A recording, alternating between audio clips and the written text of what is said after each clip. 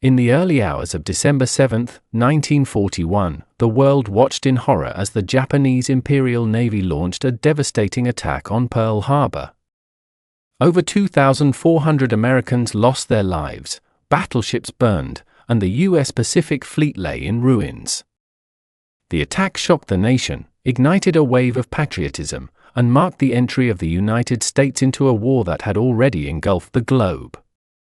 But amidst the devastation and despair, American military leaders began to plot a response, a plan so audacious, so seemingly impossible, that it would strike the Japanese homeland itself, a bombing raid launched from an aircraft carrier, 600 miles from Japan's shores.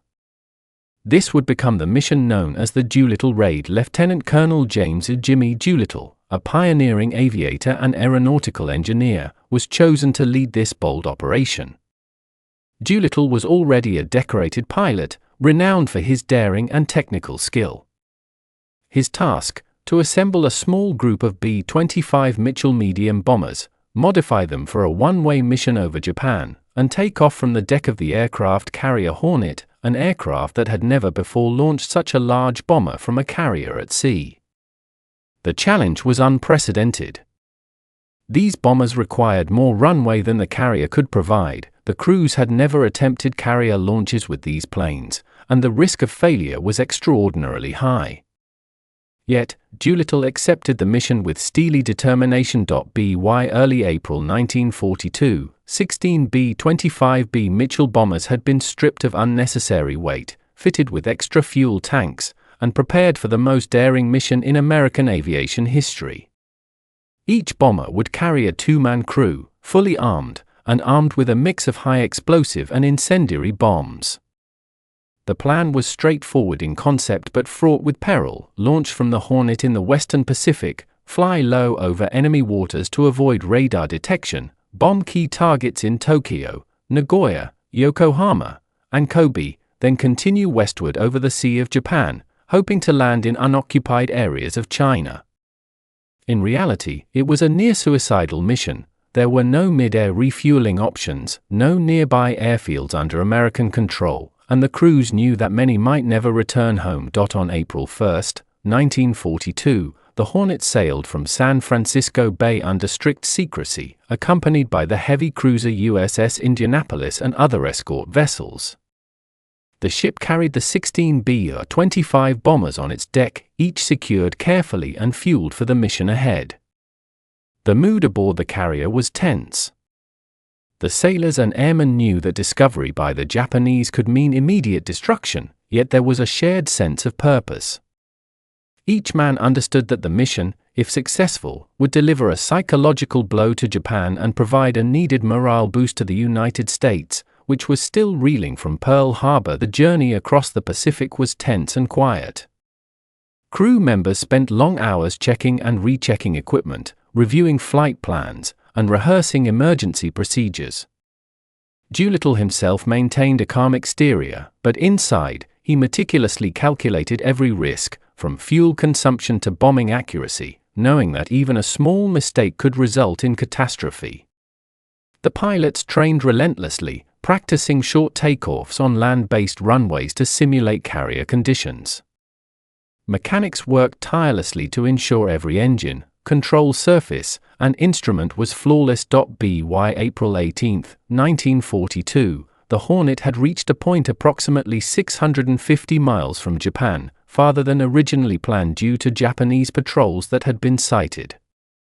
Doolittle made the critical decision to launch immediately rather than risk being spotted. In the pre-dawn darkness, the 16 bombers lined up along the deck, engines roaring, propellers slicing through the humid morning air. Sailors held their breath as each plane accelerated, the deck too short, the sea yawning beyond. One by one, the B-25s lifted off into history, a testament to courage, training, and sheer audacity. The crews climbed to low altitudes, hugging the ocean to avoid radar and fighter patrols. Navigation was difficult. Japanese reconnaissance planes and ships patrolled the waters, and any mistake could result in interception or crash into the sea. Despite these risks, the bombers flew in formation, heading directly for Tokyo and other strategic cities. Radio silence was maintained, heightening the tension, as each pilot understood that discovery meant almost certain death. As the first bombs fell over Tokyo, the city awoke to chaos. Factories, docks, and military installations were targeted with precision, a mix of high explosives and incendiary devices igniting fires across the urban landscape. For many Japanese civilians and soldiers, it was the first time they realized that their homeland was vulnerable to attack. The raid did not cause massive destruction by later wartime standards, but the psychological impact was profound. Americans needed a victory, and the daring raid delivered it. The crews of the Doolittle Raiders had penetrated the heart of Japan, striking fear into the enemy and proving that the United States could fight back. The return journey proved even more perilous. Fuel was critically low, many crews had to navigate over mountains, rivers, and enemy territory to reach the safety of China. Storms and night flying compounded the danger. Of the 16 bombers, all reached Chinese soil or waters, but 8 crews crash-landed or bailed out due to exhaustion or mechanical failure. 4 airmen were captured by Japanese forces, 3 were executed, and 1 died in captivity. Despite these losses, the raid was hailed as a stunning success, boosting Allied morale and sending a clear message to Japan that the United States would retaliate. The Doolittle Raid had strategic implications beyond its immediate results. It forced the Japanese to divert resources to homeland defense, stretched their military, and altered Japanese naval planning, contributing indirectly to the pivotal Battle of Midway 2 months later. For the American public, the raid was a story of heroism against overwhelming odds, a beacon of hope in a dark and uncertain war. The 16 crews returned as national heroes, their courage celebrated in newspapers, radio broadcasts, and military ceremonies. Doolittle himself became a symbol of innovation, bravery, and leadership. In the years that followed, the stories of the individual airmen emerged. Crew members recounted moments of fear, hope, and camaraderie as they flew hundreds of miles over enemy territory with little chance of rescue. Some described the surreal landscape of Japan as they approached their targets, the flicker of fires below, and the deafening roar of anti-aircraft fire. Others remembered the tense landings in China, where they were aided by local villagers and resistance fighters, who risked their lives to help the raiders evade Japanese patrols. The raid forged bonds that lasted a lifetime, uniting men who had faced near-certain death together in a mission that would be remembered forever. By any measure, the Doolittle Raid was extraordinary. It was a mission that combined technical ingenuity, careful planning, and sheer courage. The pilots had accomplished what many believed impossible, launching medium bombers from an aircraft carrier, striking the Japanese home islands, and returning, partially, to safety thousands of miles from home. The raid demonstrated that boldness and innovation could change the course of a conflict and inspire a nation. It remains a seminal moment in military history, a testament to the human capacity for courage, ingenuity, and resilience in the face of overwhelming odds. As the bombers soared over the Pacific, Doolittle and his crews remained acutely aware of the hazards ahead. Every mile was a delicate balance of altitude, speed, and fuel consumption. Radio silence was absolute, any transmission could reveal their position. The horizon offered little comfort, only the vast expanse of water, dotted occasionally by Japanese patrol boats or distant islands, a constant reminder that a single mistake could lead to disaster. The pilots and bombardiers relied entirely on their training, instincts, and the precision of their instruments. Navigating low over the waves, the B-25s approached the Japanese coastline. The first city to face their attack was Tokyo. From thousands of feet above, the pilots could see the sprawling urban landscape, factories, and naval installations below. Anti-aircraft fire erupted as soon as the bombers were spotted, flak exploding in the sky around them. The pilots maneuvered aggressively, adjusting their approach to avoid the deadly bursts while lining up for bombing runs. Bombs were released with tense precision, crews watched as fires erupted, smoke curling into the sky, signaling successful strikes. Civilians and Japanese military personnel were stunned. The idea of enemy bombers over Tokyo had seemed impossible until that moment. After Tokyo, the raid continued to other strategic locations, including Yokohama, Nagoya, and Kobe. Each city presented unique challenges: dense urban areas, fortified military installations, and aggressive anti-aircraft defenses. Pilots and bombardiers adapted quickly, using low-level flying techniques to evade detection and ensure maximum impact. The coordinated strikes caused disruption and ignited fires that illuminated the courage and ingenuity of the American crews. While the bombing portion of the mission was successful, the return journey was fraught with peril. Fuel reserves were dangerously low, and many crews had to make split-second decisions about whether to risk continuing toward China or attempt emergency landings. Weather conditions over the region were unpredictable, with high winds, rain, and mountainous terrain adding layers of difficulty to an already treacherous flight. The crew's survival depended on skill, luck, and quick thinking in the face of extreme danger. Several bombers were forced to land prematurely due to mechanical failures or fuel shortages. In these instances, the crews relied on the aid of Chinese villagers, who guided them to safety and provided shelter from Japanese patrols. The collaboration between the Americans and local civilians was critical, highlighting the interconnected human elements that often go unmentioned in military history. These acts of bravery on both sides, American and Chinese, underscored the shared stakes in resisting Japanese expansion. Despite the challenges, the majority of crews reached the designated areas in China. Their landings were often rough and unplanned, requiring immediate improvisation to avoid capture or injury. The pilots and crew faced exhaustion, injury, and uncertainty, yet their training and teamwork allowed them to survive against overwhelming odds.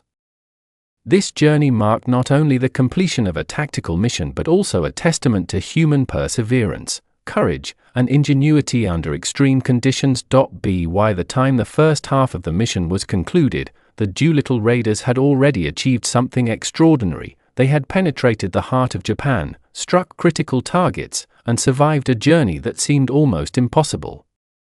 Their actions sent a clear message to both their fellow Americans and the Japanese: the United States could strike back, even in the face of overwhelming adversity. For the men aboard the B-25s, this was only the beginning of a mission that would go down in history as one of the boldest and most inspiring operations of World War II. As the Doolittle Raiders made their perilous journey over China, the landscape below became both a refuge and a danger. Rolling hills, rivers, and patchwork farmland stretched for miles, yet every landing carried uncertainty. Villagers, often sympathetic to the Allied cause, guided pilots to hidden airstrips or sheltered them from Japanese patrols.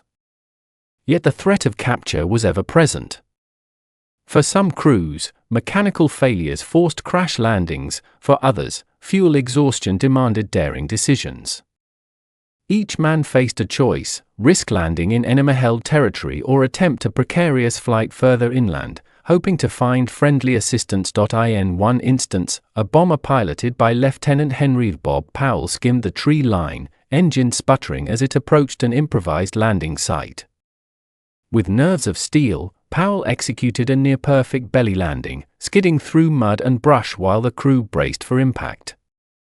Despite the rough touchdown, the crew survived, shaken but alive, their aircraft now irreparable.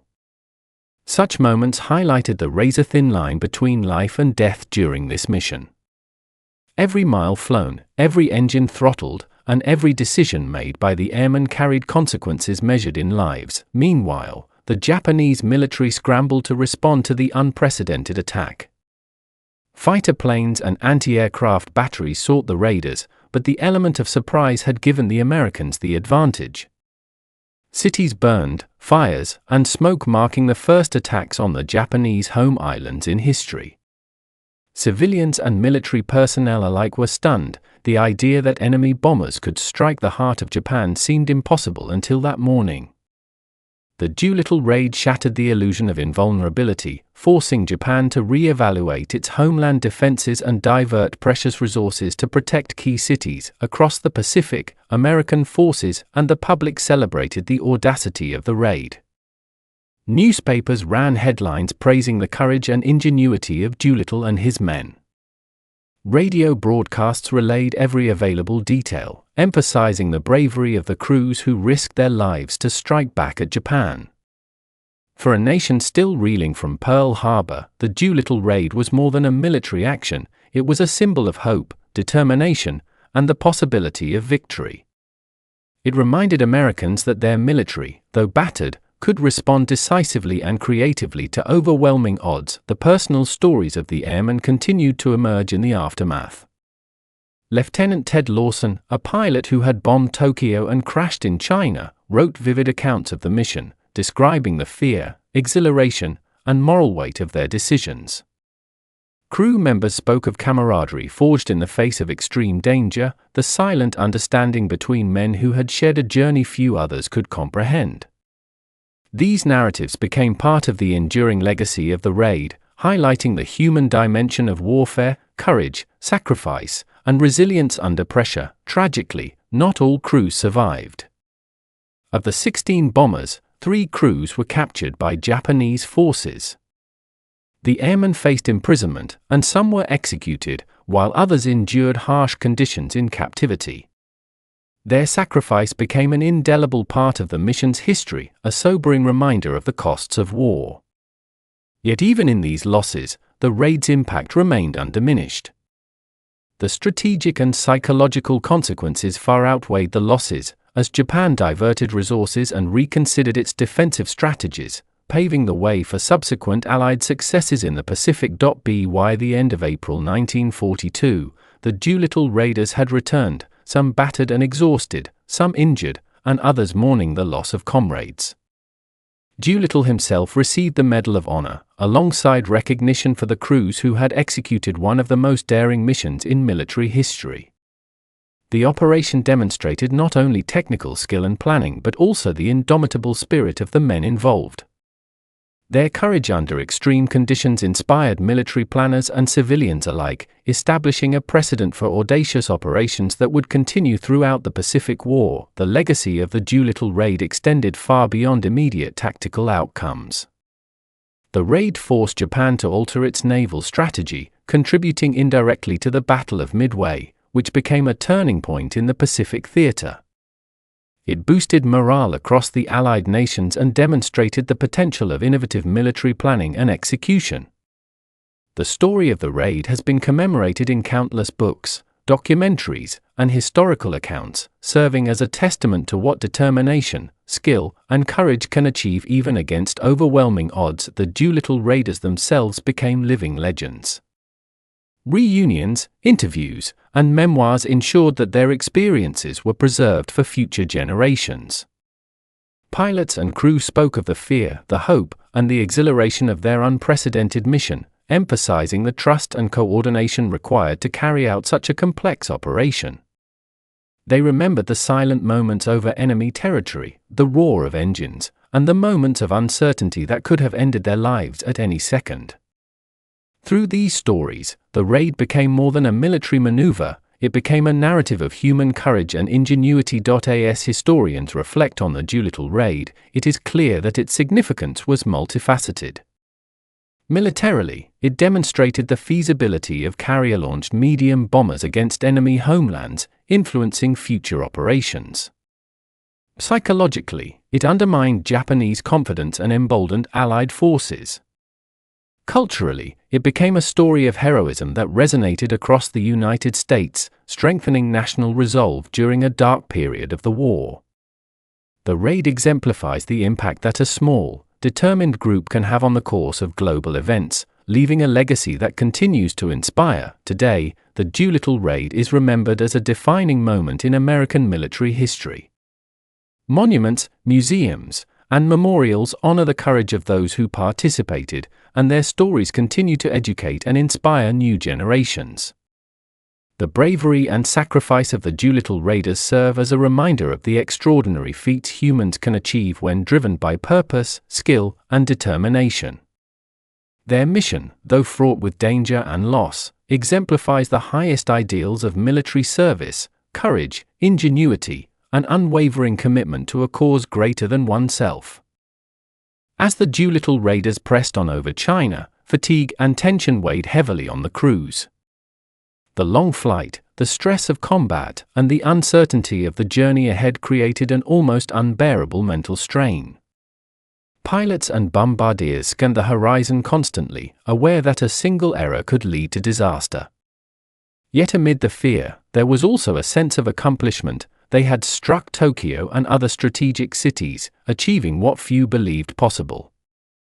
The fires below marked a victory, however symbolic, and the crews knew they had made history. The landscape below was a mix of mountains, rivers, and farmland.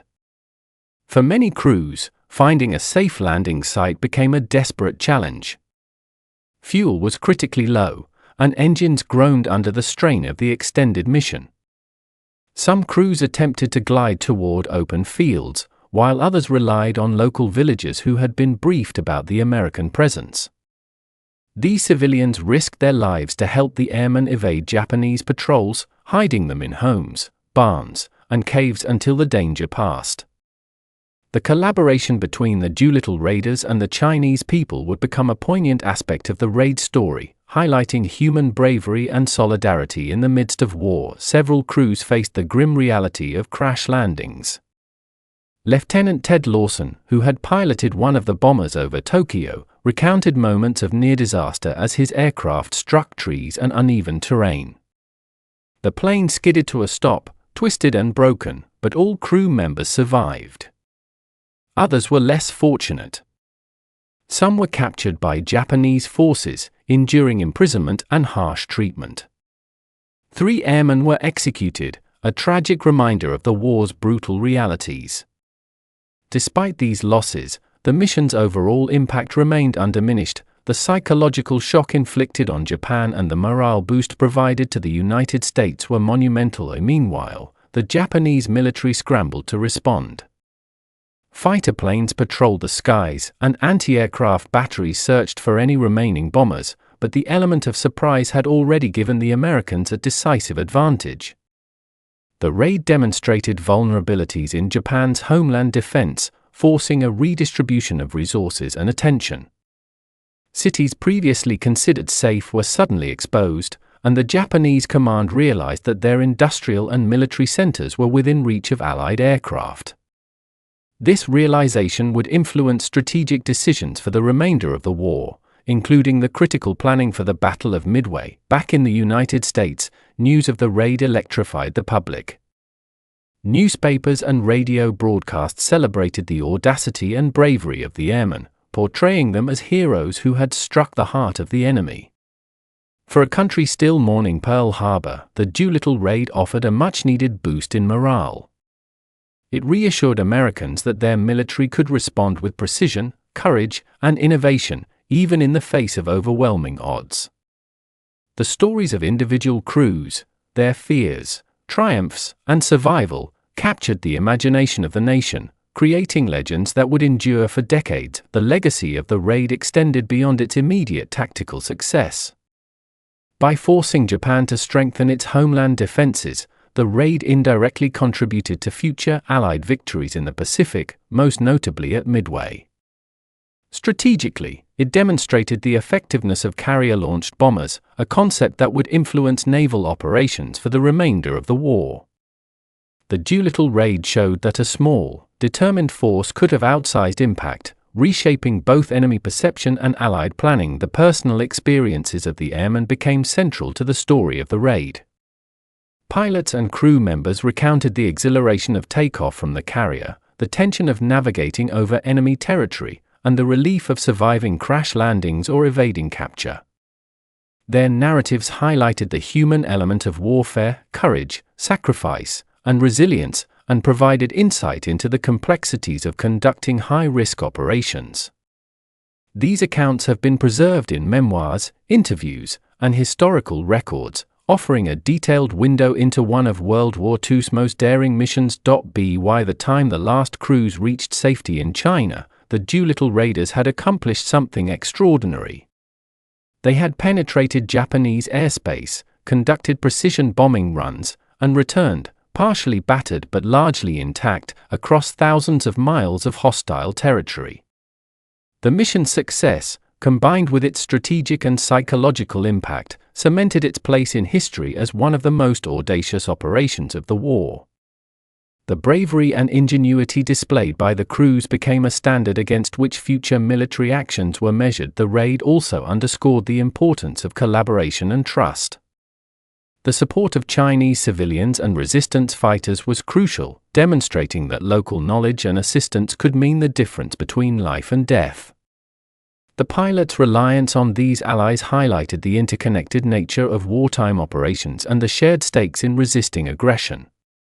This cooperation not only saved lives but also strengthened bonds between the United States and China, contributing to broader wartime alliances. In the years that followed, the Doolittle Raiders were honored extensively. James Doolittle received the Medal of Honor, and crew members were celebrated in ceremonies, parades, and media coverage. Their daring operation became a touchstone for military strategy, an example of courage, planning, and innovation overcoming daunting obstacles. Educational institutions, military academies, and historians studied the raid, analyzing the tactics and decisions that made it successful. The story of the raid became a source of inspiration for generations of pilots, soldiers, and civilians alike.